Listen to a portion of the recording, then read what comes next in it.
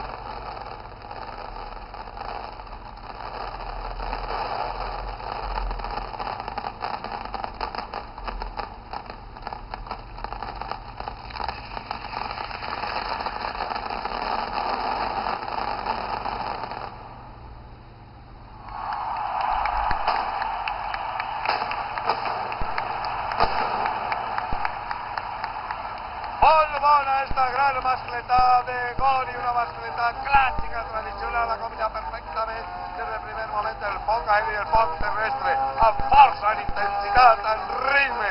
Una gran mascletà que ara s'acosta la gent a aplaudir, a felicitar a Gori de Mislata, com era d'esperar, una bona mascletà. I tinc que recordar que demà dilluns comença un programa extraordinari, des de la 1:30 fins l'hora de la mascletà, des d'ací, des de la plaça de l'Ajuntament, en els protagonistes, els convidats del balcó de l'Ajuntament, la gent del carrer, el pirotècnic, tots els grans protagonistes d'esta gran festa, d'este gran ritual.